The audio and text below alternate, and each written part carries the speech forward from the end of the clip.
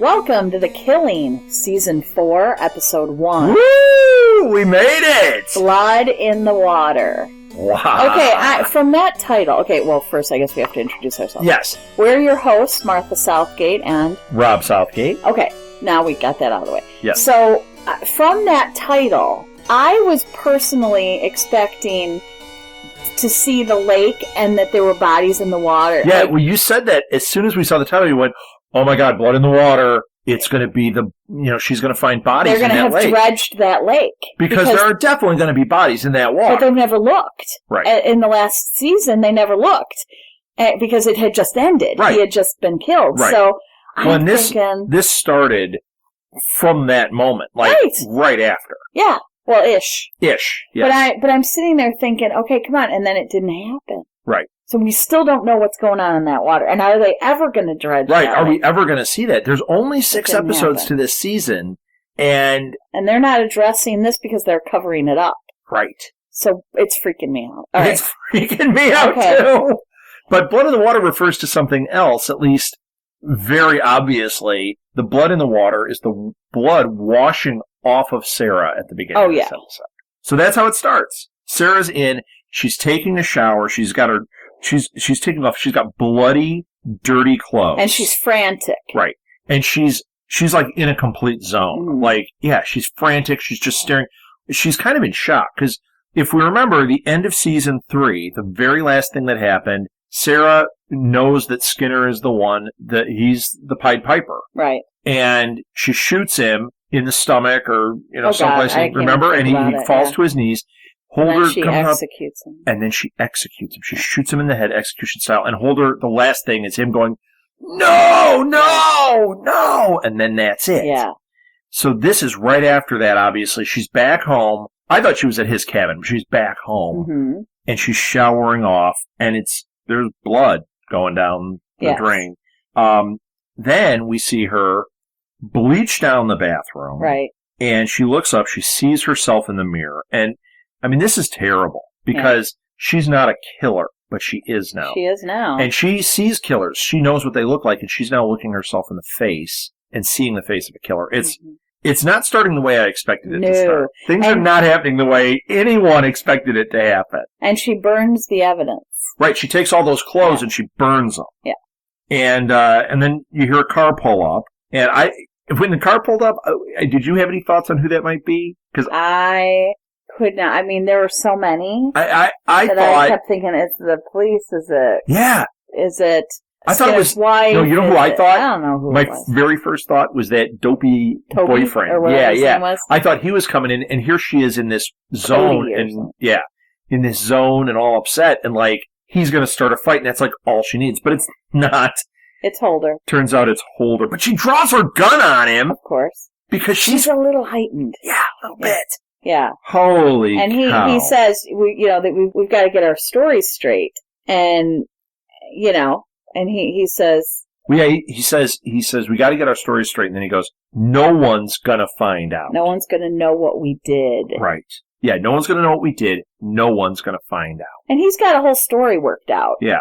But it's not like he's done this before. No, he's a drug addict. He was a drug addict. He knows how to lie. He knows how to get out of it. So he knows how to work his way. But yeah, he's not like all confident and like this is awesome either. Oh, he's no. He's freaking out. Yeah, we didn't see his part of it, but he's freaked out as well. He also tells her, you've got to get to Adrian before he starts talking. Yeah. Yeah. I mean, seriously, now she's got to threaten a kid. So after that last episode, of course, we thought about it and talked about it a little bit more. And, we did the podcast about it. But I kept kind of processing this. Never once did I think about Adrian still knowing it was Skinner and knowing something happened here. Knowing that Skinner took him and put him in that graveyard. Like, this is a bad, bad situation for them. What do you do about him? We've got loose ends. We've got that. We've got the loose Skinner didn't put him in the graveyard. He hid there. Oh, he hid there. Yeah, he ran away. He ran away, but he knew saw Skinner was in the car. And, yeah, he knows who Skinner is, and he saw Skinner. Yeah, right.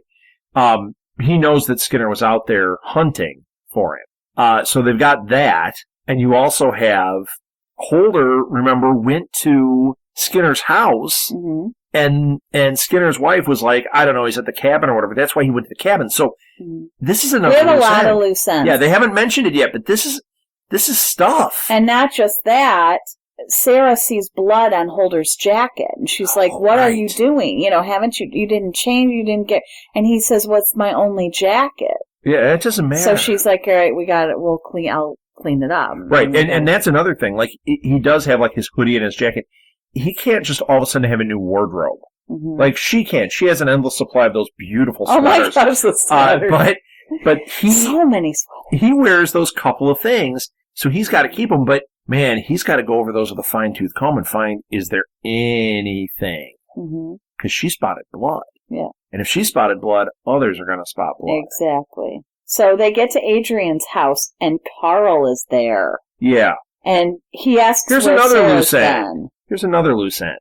Because Carl is the one that found Adrian. Mm-hmm. So he's going to be wondering about this. He was involved in this. And not just that, Carl and Sarah have a bad history. Yeah. And Sarah has said really bad things about his investigative skills. Right, she's taken some shots. So now, and I didn't think going into the season, I wasn't thinking about Carl being a problem. Oh, he's a problem. Carl's a big problem for them. As soon as we saw him, though, we both were like, oh, no. It's not going to go well. No, it's Carl. It's not going to go well. You made a funny comment at that point, too. You were like, great. Now Carl decides to be a good detective again. Exactly. I'm sure he was at one point, but he was. Yeah, probably. He's not now. Years ago. So he asks, great. Now's the time. But he starts asking Sarah, "Where have you been?" And whatever. And he says to Holder, "What's wrong with Lyndon? She smiled at me." So now he's starting to get suspicious. Now he's wondering about that. Yeah. Well, he asks about who set him up, because remember that was the big thing. He was like, I was set up. That's why I called and made it look like it was you and blah, blah, blah. I did that whole thing. And he's like, who set you up? Who set you up? And he says, it was Skinner. Right. And he's like, well, you went and saw him, right? What happened when you saw him? He's like, I never saw him. And he says, did you see him? And, and then he says, no, I didn't see him. And then he says, when did you find time to change your clothes? Yes. So Carl's noticing every freaking and here's the detail. Thing. Here's the thing. I don't think that Carl is suspicious yet, but this tells you how much he's noticed. He's noticed. Yeah. And you know what? It reminds me of Dexter. On Dexter, things like this would start happening, and we would be sitting there yelling at the TV, oh my gosh, you got to kill him now. Yeah, Dexter, you've got to kill him. And is this going to escalate to the point that they're just killing people? But they can't. They can't. That would break the show. Right, but I'm just saying. I mean, something's going to happen with this story. Well, he can't find out. What are they going to do? Right. And so Holder says that he spilled green goddess on it, and Carl's like, what the hell's a green goddess? Right. And I'm sitting there going, salad dressing. How do you not know green goddess? But, yeah, which is a perfect one for him to say. Although he also could have gone like a foodie. He could have gone, but he's always talking about like that kind of thing. Like, I'm surprised he didn't say like my organic Newman's green goddess or something. Oh, you mean I had my Bragg's green goddess that I spilled all over me. Like, that would have been even more Holder. Because he's got the specifics. Yeah. He reads about those in his dojo of knowledge. Exactly. Mm-hmm. So, okay, how about this scene? Yeah. Sarah's there when Adrian wakes up. Okay. And he tells her they found the man who killed your mother. Yeah, this was a kind of unsettling scene to me. Because I figured she's going to talk to him, but the way she talks to him, the way she handles him, I think, I don't know if it was the right way to do it. It wasn't! Because she tells him he's wrong. She's like, it was Joe Mills. It's not Skinner. Right. It's this, it's that. Like, you don't do that to a kid who's that troubled. She didn't, when I say I don't think she handled it right, I'm not saying it like, I wonder. It's more like, I don't know how I would have handled it, but this is definitely the opposite of how I think she should have handled things. This is a very strange choice on her part. But once again, she is in shock and freak out mode, so she's panicking. That's why she's doing this. And she's thinking, if I just get the kid to question his memory and get him to question what he saw, she's like, it wasn't him. It wasn't Skinner. it was Joe Mills. Right. And he's thinking, oh, the hell, the Yeah. hell you say. I know very well who it was. I know who I saw. I know who it was. This is not going to go well. Once again, this is not, they're not covering this up unless they go Dexter. They're just not, because Adrian at some point... So they're going to kill Adrian! I'm just saying. Dexter didn't kill kids, so they're going to kill Adrian and Carl. Saying. Should we make a hit list for you? You don't think Dexter would have killed a kid if he was about to out him? Oh, no. Oh, bull. No way. He did everything he could to protect his... Oh, yes, he did. No. Walt on Breaking Bad would hurt a kid to protect, which he did. Spoiler, he did. Mm-hmm. And he would have escalated to the point that he killed a kid if he had to. Dexter did not kill children. So you're telling me that... okay, why are we going on about Dexter? But it didn't fit his code. Yes, it did. His code is to protect himself. No. Part of his code. No, that was not his code. So he would have gone to prison if a kid had outed him. He would have let the kid out him. Because that would have meant that he was so sloppy in what he did that he allowed that to happen, and then his code is broken and he has to suffer the repercussions. That's why he had the code. Okay, we're talking so about in this case, Holder and Lyndon don't have the code. They don't have Dexter's dad there giving him the code, but or Dexter's laboratory. There is. Oh, you got me. There is no way in hell that they would kill a kid. No, I'm just saying. Holder, they're not getting out of this. Loves kids, and Sarah's a mom. No one's killing a kid. Sarah is a mom-a-bee. She's a wannabe mom. Right. She doesn't actually do it. Right. Yeah. But she wouldn't kill a kid. Okay, but I'm just saying, there's no getting out of this. No, this is a sticky wicket. They're in a sticky situation. You were trying to come up with another one? No, I didn't like Wicket, but... I like Wicket. He was in Star Wars. Wicket good. Wicket Ewok. Ewoks? Yeah, it was a Ewok. Oh, Wicket. I do know that from when the kid I babysat. You're such a geek. Okay. What? Yep. So... Okay, so she gets Adrian, she's trying to make him think he doesn't remember right. Right. So Sarah then gets in the car with Holder after this little incident, and she just wants to get out of there. Right. She's just like... She wants to because she feels dirty, and because this is terrible, and she wants to turn herself in, and because that was the wrong way to handle it. Right. And Holder tells her that she can't claim it's self-defense. Right. No, they'll never believe it. He was on his knees. He was killed execution style. For point blank. Point blank. And he was unarmed. Now, there are things they probably could have done had they thought... Yeah, couldn't they have given him a gun? If they had put a gun in his hand, and yes, he was shot that way, but you know what? You could say, I got the jump on him and I didn't have a choice. Like, he bent down and I went, bam! I mean, there might be ways to get around it to avoid prison. I don't know. Even that, though, they'd be able to tell from the trajectory of the blood because spatter. of who he is, because he was the Pied Piper and everything, and because of the cop thing, they might have said, and we've seen this precinct, this whole thing has been pretty sketchy. So I think that they could have gotten away with it, but I don't think they thought in those terms at that moment where they could have pulled something off. Now, but if they find a body, if they admit anything, wherever they put the body, now it's going to look like you buried him. It's execution. They're in trouble. Unless they're Dexter and they cut him into little bits and then... What do you think the odds are of that? They didn't. I'll tell you where he is. They should have watched Dexter. I know. And so when they dredge the bodies, they're going to find him. Do you think they put him in the trunk like Norman Bates? They put him in the car and drove him into the lake? Who was in the trunk? How about first season? Rosie. Yeah. The Killing. Hello. So why wouldn't they put him in the trunk? I'm just saying that's... that didn't make any sense. Who was in the trunk? Well, you're going to another show like no one else has put anybody in the trunk. It's in this freaking show. What did I say? You just said... That's like on this one thing where they put the kid in the... I said Norman Bates. Whatever. Yeah, same thing. Yeah. So, the fact of the matter is, they screwed this up in such a major way. Yeah. They're not getting out of it. Yeah, no, they're screwed. They're just not getting out of it. And he's screwed because he could have claimed to not be there. Like, they could have gotten him off the hook, but now he's part of the cover-up. Oh, yeah, he's in trouble. So he's in trouble. And he's in trouble because he's relying on someone who's unstable. Right. In a lot of ways. Right. I mean, she's sane in a lot of ways, but she's also very unpredictable. Yes. And being kind. Yes. And we have not said something here. I have to say. Say it.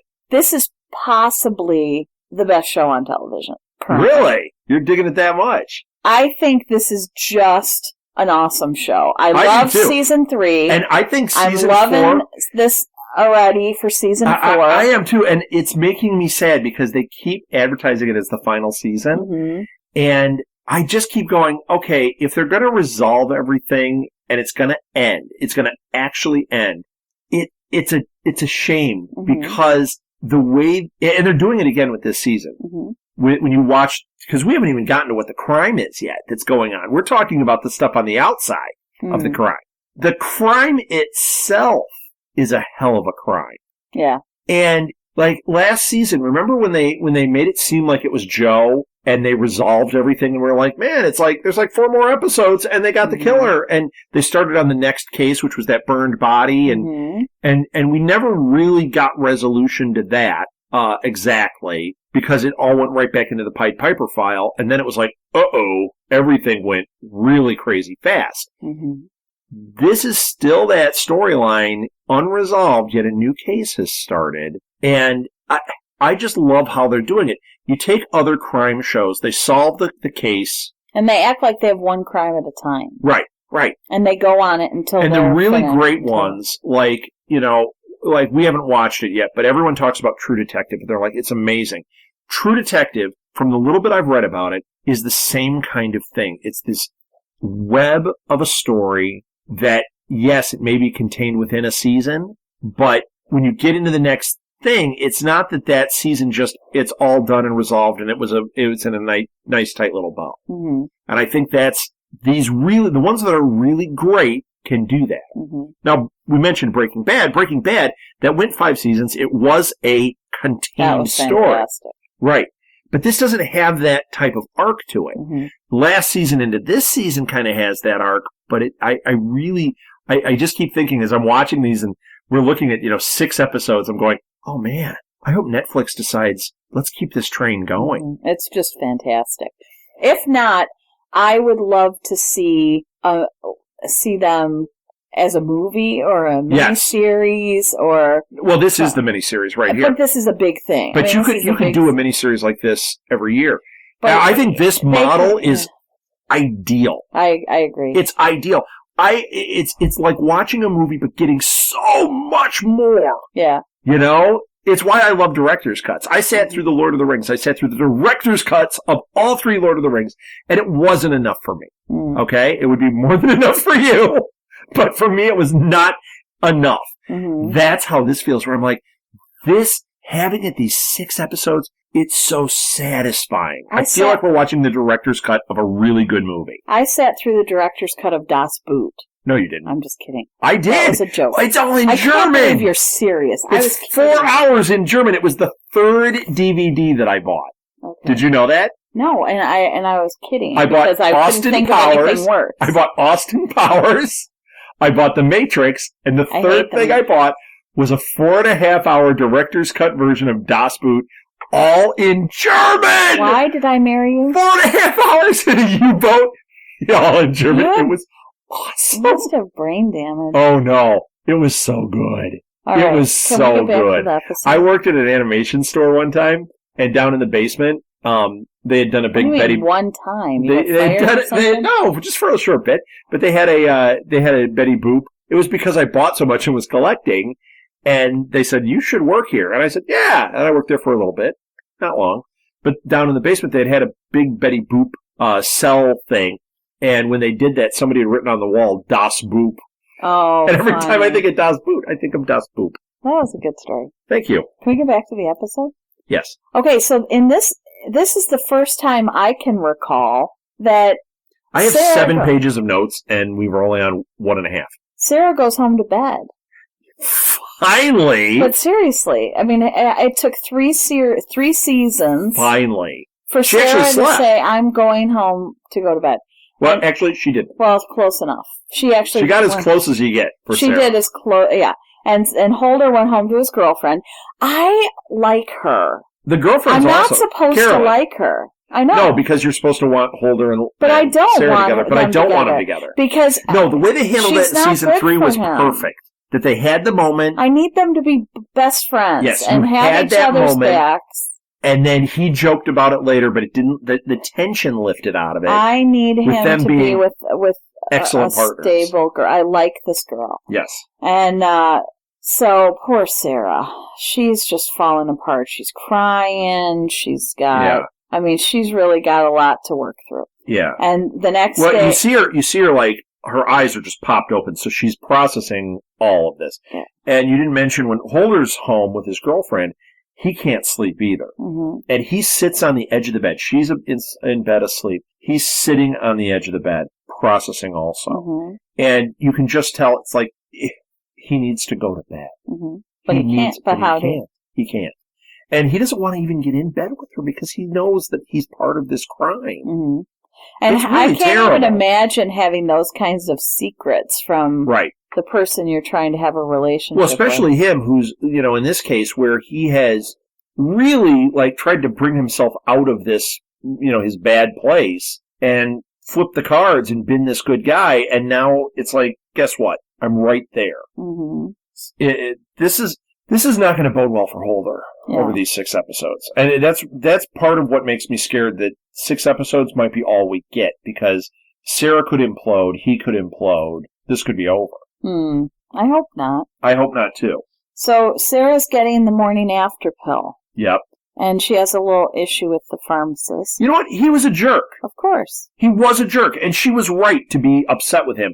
It's not like she's, a 20-year-old who's using it as birth control. He doesn't know who she is or what she's doing. But it's like, you shouldn't do it to the 20-year-old because there's all sorts of stuff going on there also. But to do it to a woman like her, don't pass judgment. That's not your job.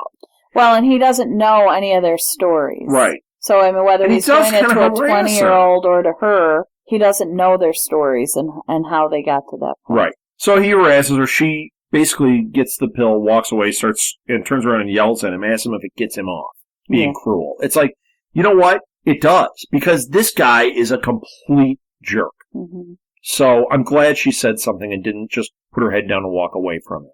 Okay, so then we see her take the pills, and she's just wrecked. It's awful. Had you thought about that? No. I didn't think of it. When she was in bed and her eyes popped open, that's what she remembered. Uh-oh. And whether they were unprotected or not, she had to do that. Mm-hmm. Because she can't take the chance. She can't take any risk there. Mm-hmm. Can you imagine if she got pregnant from the Pied Piper? From a psychopath. I mean, he is an absolute And here psychopath. She's trying to, she's got this broken relationship with her son and hey, guess what? Mom's pregnant again with a serial killer's baby who she shot in the head. Mm-hmm. That's not great. Yeah, this will Imagine that Thanksgiving. Oh. Right. Now that you said that, I am. So she and Holder go to the station, and the guys, they're congratulating Holder for going up against Skinner. So they don't know yet Skinner's gone. They don't know he's missing. Well, and Carl's in there, egging it on, too. Just and he did this. Well, Carl says, we got you kale-sprinkled donuts. Right.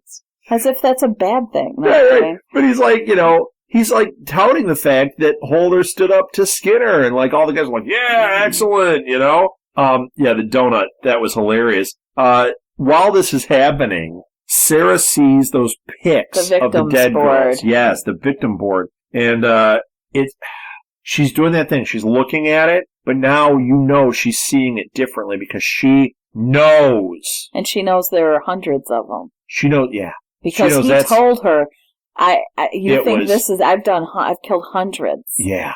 So this is nothing. Tip of the iceberg. So that board has new meaning, and it's terrible. It is in their office. And technically, the picture of him should be up there at her hand. Mm-hmm. And once again, every time we see these things, remember she's now part of that. Yep. It's horrifying. So while this is happening, we find out that they have a new case they have to deal with. Yeah, Carl tells them they have a new case. And they got to get out there and deal with it. So Holder and Linden, they're at this new crime scene. A family was murdered, and the 17-year-old son killed them all and tried to kill himself. There was a husband and a wife killed. Their 16-year-old daughter was shot in the face. And her name was Phoebe. Phoebe. And then Nadine, a 6-year-old girl, was shot in the face. And they're saying that the 17-year-old son, Kyle, was the shooter, and that he shot himself and it was still alive. Yeah, he's still alive. And you see this big pool of blood. They're walking through the house, and you're seeing this crime scene, and it's horrible. Yeah. It's horrible. And one thing that they focused on, but they didn't say anything about yet, Sarah looked down, and the cords in the piano were all cut. Yeah. I don't know what that would be, because no one was strangled. They were all shot. Why were the cords cut? Mm-hmm. And this house is like that movie. Well, wait, you're skipping this whole scene. Well, I just want to say something. The house is like that movie, The Glass House. Yeah, I like that one. Where everything's like open and glass and very modern and weird. Okay, go ahead and tell the scene. Okay, because what happened was they go to the hospital. Holder and Sarah go to the hospital to see him, and the superintendent of his school shows up, and she's saying it wasn't him. She said, you don't understand. He's completely incapable of hurting anyone. Oh, right. And her name is Colonel Margaret Rain. Yes. And then they're all told no visitors until tomorrow. So and no I'm one glad can you even said that see because through the entire thing, I just keep writing Colonel down. I call her Colonel. Okay, good, because I can't remember it's Margaret Rain. Yeah, but it doesn't even matter because nobody calls her Margaret. Going forward, she's Colonel. The Colonel. So then Sarah's back at the house, and that's when she notices the wires are cut. So they've they've already been to the hospital. Oh, okay. And so she wants them to dust the piano because the wires were cut. Right. And an officer comes in with the photo of Skinner's car. Yeah.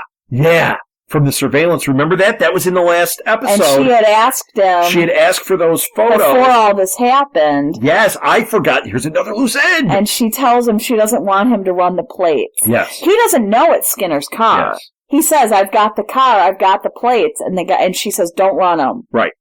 Wow. Well, and then when the guy starts to talk, she goes, just shut up. And don't just shut up. Don't do it. Wouldn't you? Yes. Wouldn't that be the first thing you would do as a cop? You just would hold him to yourself, but wouldn't you? Yes. Just out of curiosity, run the damn plates? Yes. So how do we, now he's a loose end? Well, he might not They're going to have to kill him, too. But he may not they have one heck of a kill room. They certainly have a lake that they can take him up to. They can use his cabin. Why not? No. Here's the deal. He may not have clearance to be able to actually run the plates. Mm. He might have the clearance to, process the photo and clearance. Right. But he can't actually clearance? get into where the detectives can, where they can run plates and things. So if this guy starts asking for a plate run, it's going to seem a little weird. I'm just saying. Right. But for her to just get freaked out and say, shut up, is like, oh, okay, Sarah, hold this together. You should just say thank you and accept them. And then you can say, it's already solved. We don't need it. Yeah, we know whose thing it was, or it was definitely Joe's car. Right. She's just not functioning. Right. Very well. So Holder is scared now. He's worried that there are other loose ends. Right. And I would be too, because this has been a hot mess. Not good. So Sarah's on the ferry, and Holder goes home. When she's on the ferry, it's a brief scene, but she's staring at an old woman. Mm-hmm. Yeah, it's just like the two of them on this ferry. Yeah, it's weird. I don't know what that was. Unless it was just the fact that she's like, I'm not going to get to be that point at the rate things are going. Or I'll be in prison. Right. I may get that old, but you're free at that age, but at this point, I'm looking at jail time probably.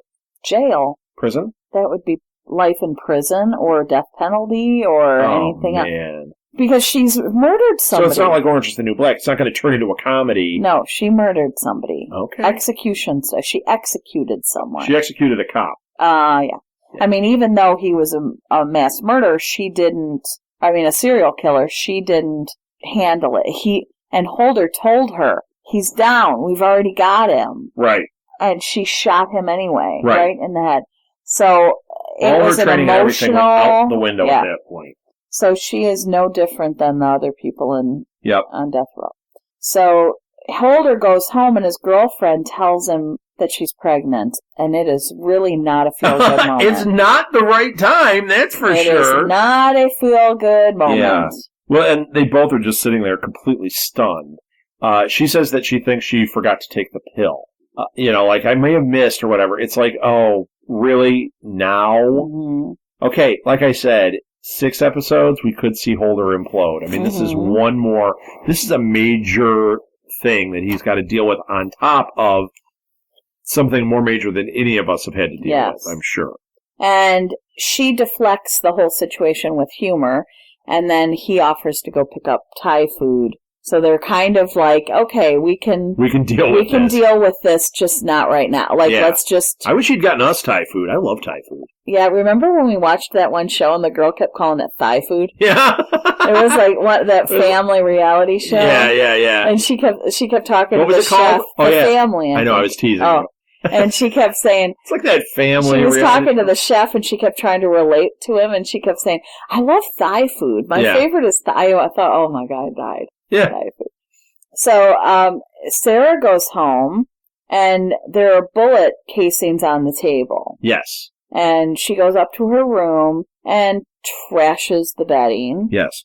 Just tears it all off. I thought she was doing it to run and burn it, but no, she tears it all off. She's just upset, and she smells the pillow, and she falls apart. That's what I wrote. She clutches it, She smells the pillow and falls apart. Yeah, I wrote she clutches the pillow and falls and cries.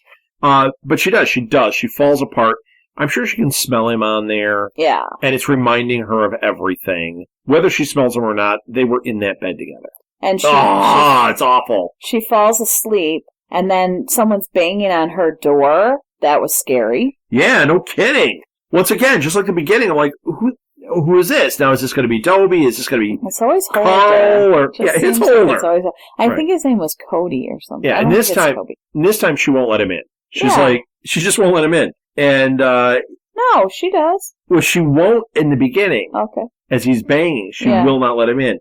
Finally, he gets in, and the gun used on Kyle was different than the one used to kill the family. So he's working the case. He said ballistics came back on the Stansberry's, case, and he said there were 2 guns. So right, and the gun used on Kyle was different than the one used to kill the family. Yes. There's a partial print on one and none on the second weapon. Oh no, there's no second weapon. They haven't found it yet. Right, they haven't found. There's a partial print on the one, but there's no second weapon that they found yet. Nothing turned up on the piano. Right. Okay. And Holder's in a good mood because, of course, we know that he just found out that he's going to be a dad. Yeah, he's going to have a little man. And she doesn't know. He doesn't tell her about the pregnancy. And while they're doing this, Holder gets a call that Kyle's awake. Yeah. And he doesn't know what happened. So Kyle's awake. They go to see him. Right. He doesn't know what happened. And he asks them to tell his sister Nadine that he's okay. Oh. And that's just oh my God, he has no idea. And he's like, she's going to be so worried about me. She always worries about me. Says he hasn't been at the house since Christmas. And he just has no idea what happened whatsoever. And they talked to the doctor, and she said that he may never regain his memory. This scene is interesting because this is our first clue about Kyle and Nadine. Mm-hmm. Who's the only person he's asking about is Nadine. Who's he most concerned with is Nadine. Who can shoot your baby sister in the face? If you love her that much. Like, yeah, I mean, it's a monster to be able to shoot anyone in the face. Mm-hmm. Particularly a huge monster if you're shooting your baby sister in the face. But he truly loves her. It's coming through here. And it's like, as much as it seems like it's him, it's not making any sense that it's him. But see, they're not knowing that yet. They're not seeing all of that yet. So, it'll be interesting to see how this unfolds. Yes. And the colonel's at her school, and she's there. They've got the cadets outside, and they're doing sort of these morning drills. Right. And then she's doing the inspection. The inspection, yeah. Right. She does morning inspection. And Holder and Sarah show up, and they find out Carl was on furlough that weekend, and they want to see his room. Right. And Kyle's room is really interesting. Well, wait a minute. Before that, when they say that they talk to Kyle, the colonel is actually upset with them. Right. And she's very defensive about this. When they say they want to see Kyle's room, the first thing she says, and she doesn't say it in a pleasant way, is why. Mm-hmm. So, is she hiding something? Is she involved, or is... I think she's trying to protect them. Right. is this another one of these characters that looks suspicious, but really she's got her own things going on. And this is just making her life more difficult. Yeah. So I wrote on here, she is rather unhelpful. Yes. So one of the cadets takes them to Kyle's room. Right. And Kyle didn't make his bed before leaving for furlough. Right. And I thought that was really weird too. I was like, first of all, military school, not a chance. Never. And not only that, like, I can't go out. I can't leave without. Now, here's what I was wondering. He said he didn't remember, the last thing he remembers is being there. Mm-hmm. So he doesn't remember even leaving for this furlough. Right. So what happened there, number one. Number two, if he did leave for the furlough, did he make the bed and it got messed up? Or did he leave it messy, which seems highly unlikely. Unless he was in a fugue state where he got out of bed, he went to the house and killed everybody and was in a daze. But why? Which might be what they're trying to make you think here. Why wouldn't somebody have made it for him? As his roommate or something? Like, why wouldn't... Well, he doesn't have a roommate. He didn't have a roommate. And also... It just seems like somebody would have walked in there and gone, oh crap, he didn't make his bed and we're going to fail inspection. We don't know if he has friends or, he may not be... No, you don't have to have friends necessarily to do that if it's about self-preservation. If they all get in trouble because somebody has screwed up, you know what I mean? If it's like normal military, if one person screws up, they all suffer. Yeah. But that might not be the case. I don't know. Apparently not. And since the room was closed, it's a single room and it's closed, they're not allowed in there. The colonel or other staff would. Yeah. So, but it is strange. And the cadet keeps saying, sir, no, sir, and Holder can't stand it. Yeah. It's driving him nuts. And Sarah asked this kid about the day-to-day life at the school. And, what do you do? How does it work? And while she's doing that, Holder looks out the window and sees a cadet outside. And he goes out there. Yeah, the cadet's walking by and looking up at the room. And the kid is smoking. Right, so Holder goes out there and has a smoke with him. Holder asks the guy about Kyle. And the guy teases Holder and calls him the real Slim Shady. Yeah. I thought that was they did that in the other episode, too. But he says that Kyle's a loner, so there you go. Mm-hmm. My theory stands that maybe nobody would reach out to him, and if they weren't allowed in his room, why would anybody even think about it? Right. Nobody's, if he's a loner and nobody is his friend, that could happen, but it seems very unlikely. Okay, so this next scene. Yes. Extremely telling. I think this one is going to come back. Yes. But I think so too, but I don't know how. Kyle and the colonel are there with the lawyer. And they find out. And the lawyer is reading the will. There is no money for Kyle. Well, first of all, the lawyer tells Kyle what happened. Right. Like he goes through what happened. I don't know if Kyle already had found out, but he's going through it again, and then he starts reading the will. Mm-hmm. And they start talking about the finances. Mm-hmm. And he gets no money from the estate until he's 35. And the colonel seems peeved. Yes. And then that made me think, did she do it? Did she set this up? And then we find out she's the benefactor if Kyle dies. Right. So if she had the family killed, made it look like he killed the family and then killed himself, she would have gotten everything. Yes. And she looked stunned when she found out he doesn't get it till he's 35. Right. Because it's like, well, what? Oh my gosh, what the hell? So very interesting. Right. So once again, now we're wondering, is this colonel involved, or is it just that she has her own crap going on? I don't know. It just makes you think. This is what I love on this show. That she's in it for the money. Like she was trying to do something to get at his money. Yes. It reminded me of Lemony Snicket. Lemony Snicket. Yes. Is she going to show up as different characters? Yes. She's going to be a pirate with a peg leg? Yes. Just trying to get his money. He's an orphan now. And so she leaves. It's the tragic tale of the what's their last name? Baudelaire's. No, these. Oh, Stanislavs. No. Are you really going to? No. Forget it. Joke's over. Tragic tale. Stansberry's. It's the treasure. Stansberries. Who ever heard of a Stansberry? Nobody's going to get that. Oh, please. Who hasn't seen Willy Wonka? Me. Okay, so anyway, she leaves his hospital room, and then she paused and came back, and he was full on falling apart crying. Like, he's grieving so badly, not about the money, but about his siblings. And now, we've seen he has this scar on his head, obviously. But when he was crying, when he was leaned over, you could see his back. It looked like he had scars on his back. Did you notice that? Mm-hmm. That we haven't seen that come back up, but in this scene in particular, I was like, wow, why are there scars on his back? Well, it's clearly he was abused. Right, but who was abusing him? Was it the other cadets? Mm-hmm. Was it the dad? Right. I assumed the dad. What is that? I don't know. Okay. But he was crying, and she walked away without him knowing. She did not go in and comfort him. Right. Or whatever. She said that she was friends with his dad for 20 years. I mean, so, it seems a little strange. Unless she was, this might be the mentality of, I will let him retain his thing without being embarrassed that somebody saw him crying. Or maybe it got weird. It got weird, didn't it? Yeah, that's what I think. And she just kind of went, ooh, it just got weird. It just got weird. This is a little too messy for me. I can't do this.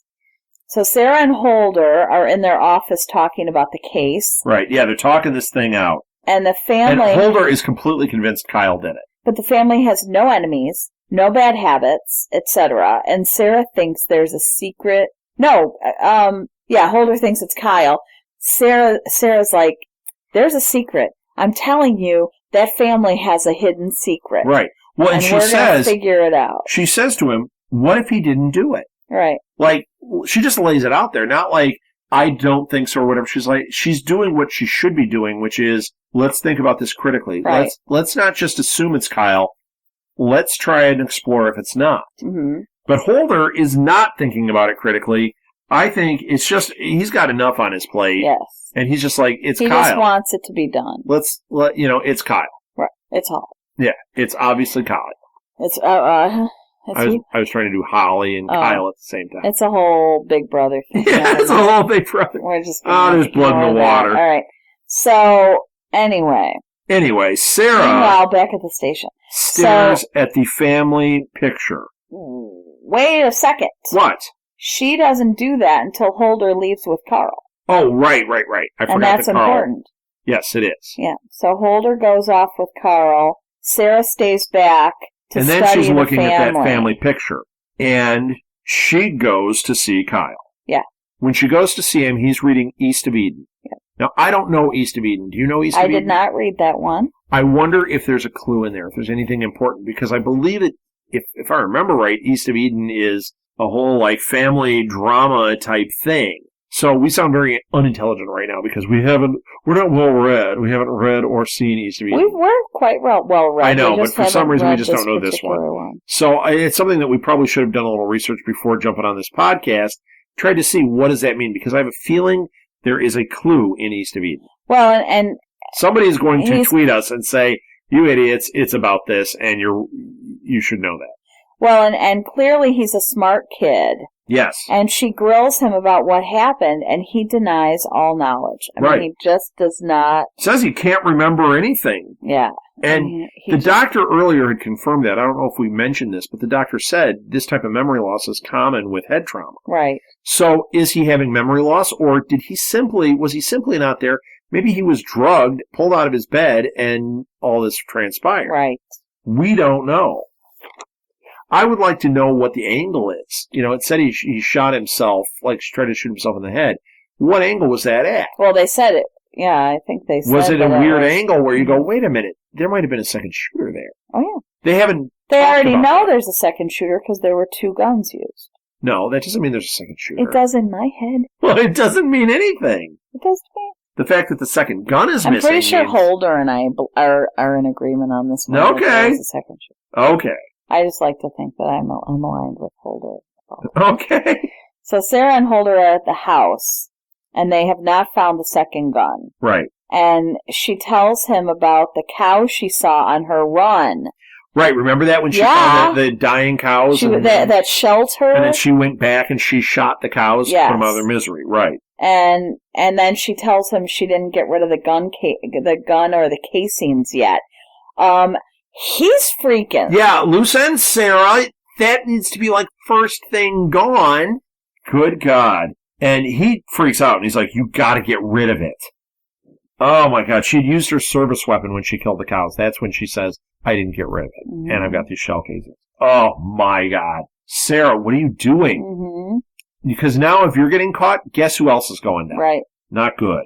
Holder, this is when it gets all fast too. This is the end here. So Holder snuggles with his girlfriend. Oh no, it's not the fast part yet. Yeah. Is it? Mm-hmm. Well, there's a lot of stuff that happens in this part. He goes home to his girlfriend, and he asks her to marry him. Right. And he tells her that he wants the baby, and he wants to be a good man. And she said yes. Yes. But he just keeps saying it over and over. I just want to be a good man. I want to be a good man. It's like, yeah. Yeah, but this is a bad scene. And I think, is he thinking this is his escape hatch from all that's going on? Or is it like, what is it? No, he just wants to be good. He doesn't want to... He doesn't want anything to do with the bad part. He doesn't want to leave her alone with the baby. He does because then he's a bad guy.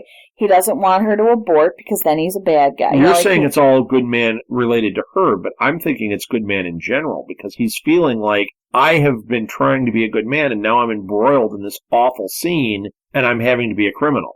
And I just want to be a good man. That's what I'm saying. Okay. So he wants to. So with this, he's going, I got to be good. I've got to make the right choice. And therefore I have to marry you and have this baby and be a good dad and step up and whatever. And I'm kind of shocked that she said yes. Really? She's a really intelligent woman. Yeah, but she also took him back and said, you're a real step up from what I've been with. Right, but I think she sees the good in him. But I would still say, you know what? Let's just see how this goes for a little while. Right. Maybe they'll do a long engagement or something. But I thought she would probably say, yeah, eventually, but let's just kind of see how this goes. Yeah. Okay. But she didn't. No. Sarah's still in the house, and she's in the glass house. Right. She's going over the scene. crime scene. And she's looking at the blood splatter. And that's when she calls Holder to tell him that you can see into the house at night because it's glass. Yes. And so she's going to go talk to the neighbors because somebody had to could have be looking something. in and seen something. Yes. I could never live in a house like that. No. That is my worst freaking nightmare. Oh, yeah. I can't even go and shut a window at night or close a door because I'm afraid someone's going to be standing on the other side of it. Much less having a whole open, wide, full-on glass house with nothing. Right. They don't have a curtain, a blind. No, nothing. I mean, theirs is extreme. You're extreme, too. But theirs is extreme. Oh, my gosh, I don't think I'm extreme. It's the exact opposite of what you could deal with. Oh, my gosh. I would freak out so bad. I think I'd be freaked out for a little bit, and then I'd get much too comfortable, and it would be like, put on some pants! We'd hear that a lot. The neighbors would come over and install blinds. Can you get those windows that... There's a city ordinance that this guy can't live in a glass those ones house. that dim when it's sunny out and become dark when it's dark out? I could not possibly survive I know one your house night. is glass, but could you paint the whole thing black and cover that up? I couldn't survive one night in that house. No. I would be in a closet, freaking out because all the other things are open. Yeah. I would not be able to survive that. And what if it's a glass closet, too? Uh-huh. Where would you go? The bathroom? Yeah. They can't have a glass bathroom. But what if they do? No. It's like The Sims. Everybody can see what everybody's doing. The house in The Sims wasn't glass. I got to put wallpaper. I got to put all kinds of crap. Yeah, but you as the person could see everything. What if this was like that? Glass toilet. It's like Willy Wonka, the Great Glass Toilet. Could be. No, all I know is I couldn't survive.